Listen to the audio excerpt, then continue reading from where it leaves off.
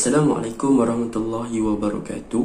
Hari ini saya nak buat ulasan perlawanan di antara Johor Darul Takzim menentang pasukan Terengganu, yang mana JDT menang 3-0 hasil jaringan Beksen 2 dan 1 daripada Cabrera. Tahniah untuk JDT sebab berjaya untuk ke perlawanan akhir TM Piala Malaysia pada 30 November untuk bertemu dengan KL City. Manakala tahniah juga untuk Terengganu sebab berjaya untuk perform sampai tahap ini dan mungkin tiada rezeki, cuba lagi pada season hadapan. Baiklah, tanpa membuang masa, marilah kita masuk ke dalam ulasan perlawanan. Saya akan mulakan dengan apa yang saya suka dan juga kekuatan Johor Darul Takzim pada perlawanan semalam. Yang pertama adalah mengenai hard pressing ataupun tekanan tinggi yang dilakukan oleh pemain-pemain JDT pada perlawanan semalam di bahagian tengah dan juga di bahagian pertahanan Terengganu sewaktu Terengganu cuba nak build up daripada bawah. Dan tekanan tinggi tersebut telah menyebabkan kebanyakan build up dan juga gerakan-gerakan di bahagian tengah Terengganu berjaya dimatikan dengan mudah oleh pemain-pemain Johor Darul Takzim. Contohnya yang saya bagi adalah gol ketiga pasukan Johor Darul Takzim yang dijaringkan oleh Beksen pada perlawanan semalam adalah hasil daripada tekanan tinggi yang diberikan oleh pemain JDT, iaitu Afiq Fazail sewaktu pemain-pemain Terengganu cuba nak build up daripada bawah. Tetapi Afiq Fazail yang peka, yang nampak dengan situasi tersebut, telah melakukan pressing awal ataupun tekanan yang awal kepada Habib Harun sebelum Habib Harun berjaya untuk kawal bola tersebut. Dan disebabkan tekanan tersebut, maka terciptalah gol ketiga pasukan Johor Darul Takzim pada perlawanan semalam. Itu yang pertama, kekuatan Johor Darul Takzim, yang mana mereka sering melakukan pressing ataupun tekanan awal dan mereka sering melakukan tekanan tinggi supaya pemain-pemain Terengganu tak boleh nak melakukan build up ataupun tak boleh nak kawal game dengan mudah pada perlawanan semalam di bahagian tengah. Itu yang pertama saya suka. Yang kedua adalah mengenai Arif Aiman, yang mana pada perlawanan semalam Arif Aiman bermain dengan sangat-sangat baik sebagai wingback di bahagian kiri, yang mana Arif Aiman adalah ancaman yang terbesar kepada pertahanan pasukan Terengganu, yang mana beliau banyak kali menjadi masalah utama kepada bahagian pertahanan Terengganu untuk memberhentikan gerakan-gerakan dan juga larian-larian yang dilakukan oleh beliau. Beliau sangat perform lah beraksi di bahagian kiri pada perlawanan semalam. Dengan mudahnya beliau banyak menewaskan Azharul Azaris dengan dribble-dribble yang menarik pada perlawanan semalam. Dan hasilnya Arif Aiman berjaya mencipta satu gerakan di bahagian kiri, menewaskan Azharul dan juga membuat cutback ke dalam kotak penalti mencari Afiq Fazail, dan juga Afiq Fazail berjaya mencari Beksen passing kepada Cabrera untuk gol kedua Johor Darul Takzim. Memang Arif Aiman ni adalah satu future ataupun satu player yang akan menyinar di masa hadapan dengan sangat-sangat cemerlang sekiranya beliau konsisten dengan aksi seperti semalam dan sebelum-sebelum ini. Itu yang kedua saya suka. Dan yang ketiga, apa yang saya suka tentang Johor Darul Takzim adalah mengenai corak permainan mereka selepas Safiq Rahim dikenakan kad merah. Yang mana pada perlawanan semalam selepas Safiq Rahim dikenakan kad merah, Johor Darul Takzim bermain dengan posisi bertahan.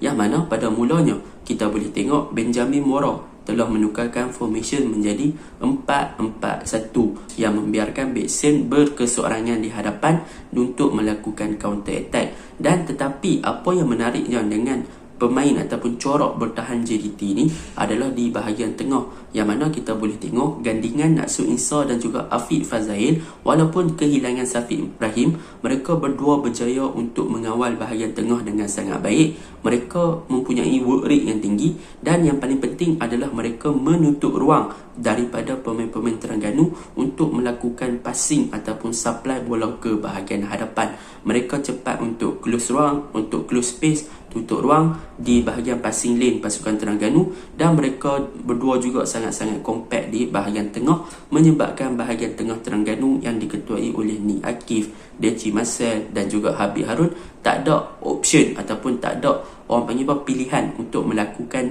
hantaran ke bahagian hadapan untuk mencari Jordan Minta. Itu yang saya suka lah tentang formation yang dilakukan oleh Benjamin Mora ketika bertahan. Sangat-sangat compact dan juga sangat bagus dalam menutup ruang serta mempunyai work rate atlet yang tinggi. Bahkan apa yang membantu kepada Naksu Insar dan juga Afiq Fazai di bahagian tengah adalah S. Kunalan di bahagian kanan dan juga Arif Aiman di bahagian kiri, yang mana mereka akan sedikit masuk ke bahagian tengah untuk memastikan yang pemain-pemain Terengganu tak boleh nak build up di bahagian tengah, dan dalam pada masa yang sama mereka juga akan cepat untuk berada di posisi wide untuk menutup pemain-pemain sayap Terengganu seperti Faiz Nasir dan juga Faisal Halim daripada melakukan dribbling ataupun melakukan gelecekan di bahagian wide area. Itu yang saya sukalah di bahagian tengah Terengganu selepas mereka membentuk formation 4-4-1. Bahkan apa yang menarik lagi adalah tentang back four pasukan JDT, yang mana ketika mereka membentuk formation 4-4-1 ini, bahagian pertahanan JDT akan lebih kompak dan mereka telah menutup segala ruang daripada Terengganu untuk penetrate mereka punya pertahanan. Itu yang saya katakan, pemain JDT, formation JDT memang sangat menarik. Walaupun bermain dengan 10 orang,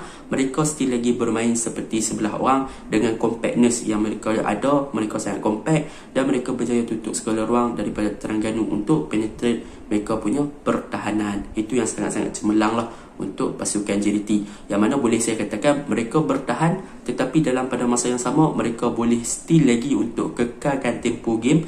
Mereka tidak biarkan Terengganu yang control game dan tak biarkan Terengganu untuk tingkatkan tempo perlawanan dan juga intensity game, dan mereka hanya tunggu untuk Terengganu buat mistake dan mereka hanya pressure pemain-pemain Terengganu sehingga pemain-pemain Terengganu hilang bola, dan dalam masa yang sama mereka tutup segala ruang, mereka compact dan Terengganu tak boleh nak menyerang pasukan mereka walaupun hanya beraksi dengan 10 orang. Itu yang saya suka lah tentang pasukan Johor Darul Ta'zim. Dan yang terakhir, apa yang saya suka tentang pasukan Johor Darul Ta'zim, walaupun mereka bermain bertahan, sewaktu mereka melakukan counter attack, mereka hanya memerlukan 2 orang player sahaja yang berada di hadapan untuk memastikan yang counter attack mereka itu berjaya. Contohnya saya bagi ketika ada satu gerakan daripada Arif Aiman yang mana beliau dapat bola, beliau bawa bola pergi hadapan, hanya Beksin sahaja seorang yang support beliau. Beliau berjaya untuk jumpa Beksin dan Beksin melakukan percubaan yang mana hampir untuk menjaringkan gol. Itu bukti apa? Bukti yang pemain-pemain JDT ni mempunyai kualiti walaupun bermain dengan 10 orang, dan dalam masa yang sama mereka hanya menyerang menggunakan 2 orang. Pemain Terengganu bertahan dengan 5 orang, mereka still lagi boleh untuk melakukan percubaan ke arah gawang Terengganu. Ini adalah buktinya JDT mempunyai kualiti sebagai satu tim yang boleh dikatakan sangat-sangat another level lah pada perlawanan semalam. Itu yang boleh saya rumuskan tentang pasukan Johor Darul Ta'zim, yang boleh saya katakan mereka mampu untuk bertahan dengan sangat baik, menyerang dengan sangat baik, dan mereka cepat untuk menjaringkan 3 gol awal pada perlawanan semalam untuk mematikan semangat dan juga meredam pemain-pemain Terengganu dengan lebih awal lah pada perlawanan semalam, walaupun kehilangan Syafiq Rahim disebabkan kad merah. Jadi secara keseluruhannya memang JDT semalam mereka sangat cemerlang lah dari segi bertahan, dan mereka juga bermain dengan sangat tersusun dan bermain dengan sebagai corak pasukan satu tim yang mana mereka terlalu organize, mereka terlalu tersusun dan susah untuk ditembusi oleh pemain-pemain Terengganu. Itu yang boleh saya simpulkan untuk Johor Darul Ta'zim. Okey, untuk pasukan Terengganu pula, saya akan mulakan dengan kelemahan dululah. Kelemahan Terengganu yang pertama adalah tentang defending lah. Yang mana defending Terengganu pada perlawanan semalam, mereka banyak melakukan kesilapan ataupun error-error yang tak sepatutnya dilakukan. Saya mulakan dengan Habib Harun, yang mana pada perlawanan semalam Habib Harun banyak melakukan kesilapan dalam keadaan ketika bertahan. Sebelum ni kita boleh tengok Habib Harun memang sangat rajin dan sangat laju untuk melakukan intercept ataupun melakukan pressure kepada pemain-pemain attacking pasukan lawan. Tetapi pada perlawanan semalam boleh dikatakan Habib Harun banyak melakukan simple mistake ketika membantu bahagian pertahanan.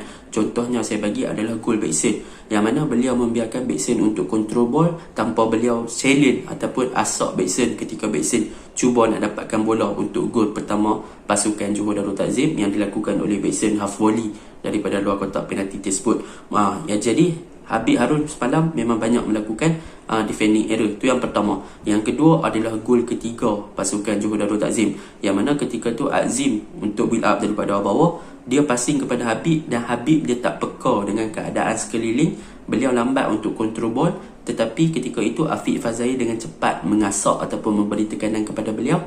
Beliau kehilangan bola dengan mudah. Boleh dikatakan disebabkan defending error daripada Habib Harun ni telah menyebabkan Terengganu kehilangan 2 gol yang sangat mudah kepada Beksen pada perlawanan semalam. Itu kelemahan yang pertama. Kelemahan yang kedua di bahagian pertahanan pasukan Terengganu pula adalah mereka lambat untuk melakukan pressing ke atas pemain-pemain ataupun lambat untuk melakukan tekanan ke atas pemain attacking pasukan JDT seperti Arif Aiman, Beksen dan juga Cabrera, yang mana mereka hanya memberi ruang kepada Beksen dan juga Cabrera untuk melakukan shooting tanpa ada challenge, tanpa ada blocking, tanpa ada tutup sebarang ruang ataupun tak tutup ruang langsung. Mereka membiarkan pemain-pemain lawan yang berada dalam kotak penalti untuk kontrol game dan juga melakukan percubaan tepat ke arah gawang mereka itu sendiri.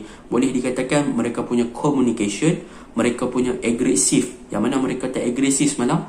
Mereka tak pressure dan mereka tak block, serta mereka hanya memberi ruang supaya JDT berjaya manfaatkan percubaan lebih awal pada perlawanan semalam untuk menjaringkan 3 gol.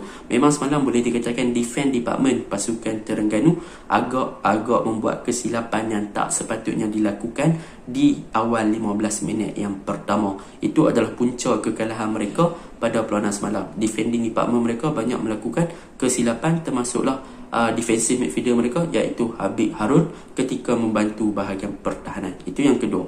Yang ketiga tentang kelemahan Terengganu lagi adalah di bahagian tengah, yang mana pada perlawanan semalam boleh dikatakan mereka kehilangan seorang perancang utama untuk pasukan mereka ataupun playmaker, yang mana kita boleh lihat semalam Terengganu untuk Habib Harun dan Jelci Marcel, mereka boleh control game dengan sangat baik untuk membuka kepada wide area bagi mencari Faiz Nasir ataupun Faisal Halim. Tetapi mereka seakan-akan hilang satu orang sebagai connection ataupun connector di bahagian tengah untuk menjadi perancang utama ataupun playmaker. Sama ada Zu Ashraf ataupun Nik Akif, mereka berdua tidak berjaya untuk menjalankan tugas sebagai playmaker Terengganu semalam, yang menyebabkan Terengganu memang agak kosong di bahagian tengah sebagai seorang player nombor 10 ataupun attacking player lah yang akan membantu Jordan Mintah di bahagian hadapan.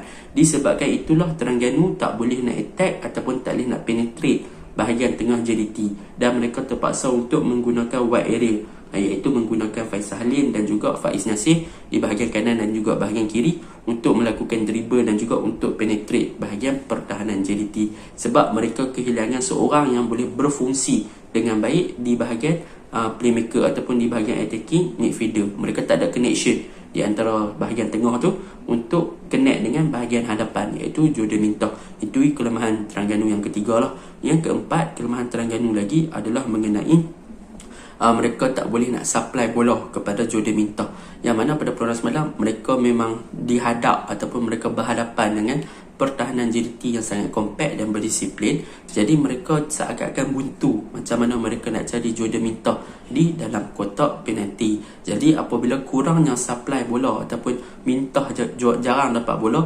maka mereka tak boleh nak buat apa-apa untuk menjaringkan gol pada perlawanan semalam. Itu yang boleh dikatakan. Senang cerita, Terengganu adalah perlawanan semalam adalah pasukan yang lack of creativity di bahagian tengah. Itu yang menjadi punca ataupun permasalahan utama kepada Terengganu di bahagian tengah untuk melakukan penetration ke dalam kotak penalti pasukan JDT. Itu yang boleh saya katakan lah. Dan yang keempat adalah mengenai apa yang boleh saya katakan, pertukaran player yang dilakukan oleh Nafuzizin sedikit riski ataupun berisiko, yang mana beliau memasukkan player-player muda lah, yang mana seperti Syafiq Ismail dan sebagainya. Bukannya tak boleh nak bawa masuk, boleh, beliau bermain dengan sangat baik, tetapi sepatutnya beliau membawa masuk Hakimi Abdullah lebih awal.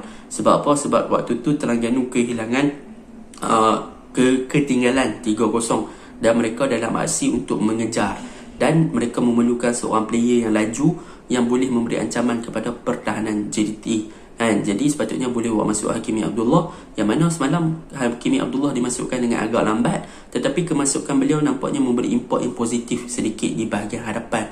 Tetapi perkara tu sedikit lambat lah, sebab masa pun dah nak habis kan. Sepatutnya Hakimi Abdullah dibawa masuk dengan lebih awal untuk memastikan yang Terengganu boleh tingkatkan urgensi boleh tingkatkan tempo game, boleh tingkatkan intensity game. Sebab apa? Sebab JDT bermain dengan 10 orang. Jadi bila JDT main dengan 10 orang ni, 9 orang saja dalam padang, 1 orang goalkeeper, sepatutnya Terengganu boleh bermain dengan lebih laju untuk pastikan yang mereka ada eager ataupun perasaan membuat-buat untuk menjaringkan gol penyamaan ataupun mencari satu gol lah. Itu yang boleh saya katakan. Dan kelemahan yang terakhir adalah tentang clinical, yang mana pada peluang semalam JDT menunjukkan yang mereka adalah satu pasukan yang sangat klinikal di hadapan gol, yang mana mereka create 3 peluang dan 3 peluang tersebut di awal game berjaya dimanfaatkan dengan 3 gol.